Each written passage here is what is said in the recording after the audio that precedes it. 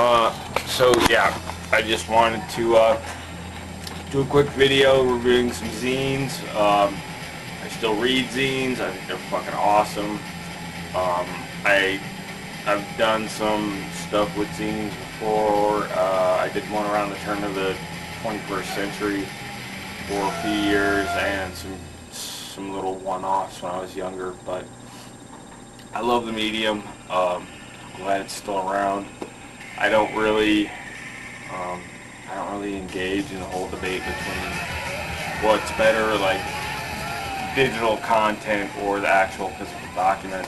It's a matter of personal preference. It's like the whole thing between Linux and Windows. It's like it's up to the person, whatever you like. I happen to like both for different reasons. The main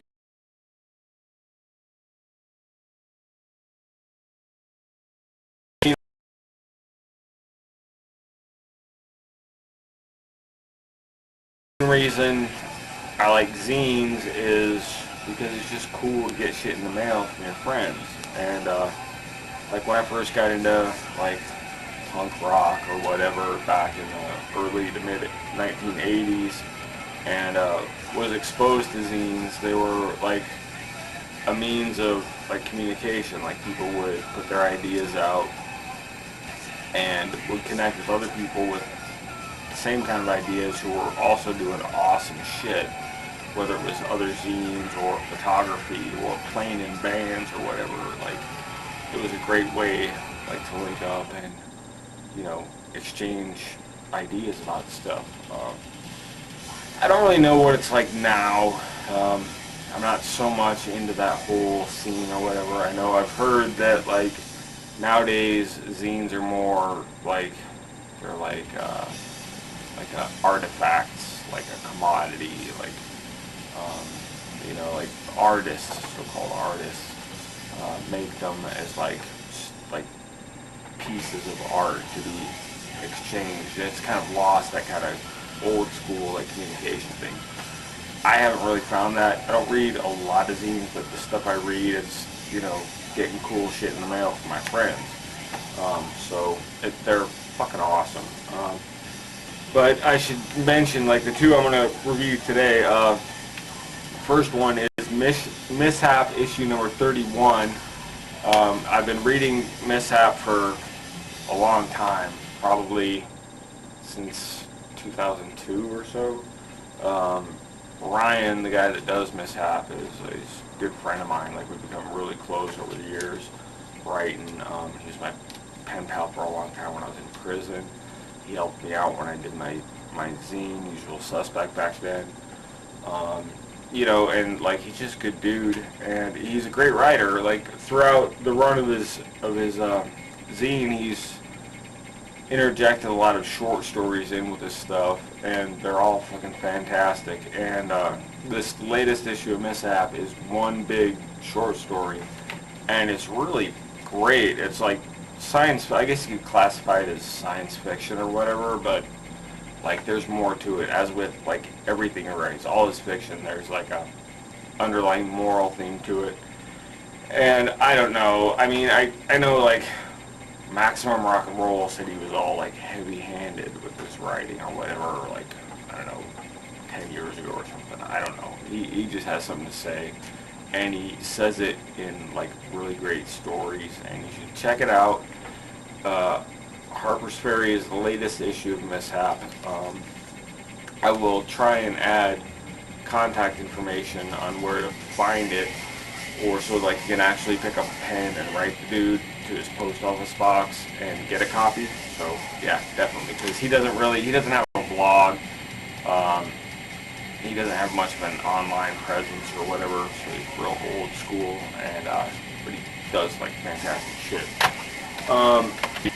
Secondly, I want to mention Sticky Sounds issue number 3. This is like this scene is great. Like every few months I get this package all the way from like across the Atlantic Ocean, and it's got this fucking awesome zine and like tons of like all kinds of stuff, like music from like local Manchester bands, like from Vicky, my friend over there in lovely the UK or whatever you call it, but she's totally cool. Like her blog, stickysounds.wordpress.com, is great. Basically, her zines are stuff culled from her blog that's reprinted in the zine medium, and it's all real cool. Like there's like she wrote a lot about like black metal, like her her personal experience with being a fan of black metal and a brief history of the genre. There's a great piece in there about her when she went to a horror film festival in Manchester and got to see a director's cut of a film that was made off one of Clive Barker's books. She's a big Clive Barker fan. Lots of great information on just like that whole like urban fantasy genre. There's a whole piece in here on urban fantasy that's it's fantastic. Like really well written, highly informed. It's great. Plus, like my favorite stuff is when she writes about Manchester and like reprints pictures that she takes around town of like the underbelly, the old industrial areas, and sort of urban exploration she does. Because like Manchester it's a city in England that's about the same size as around where I live.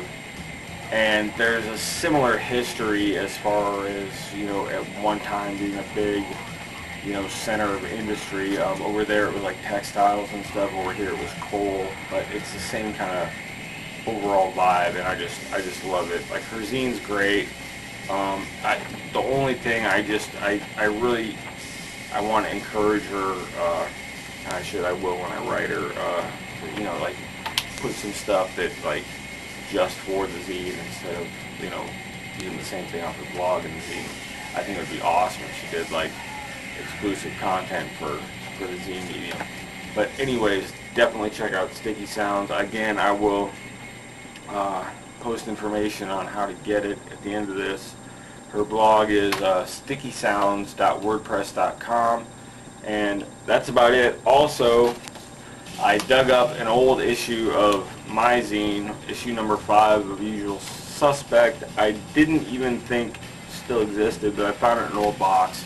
You can email me or whatever, and I'll send you a copy if you want it. Alright, later.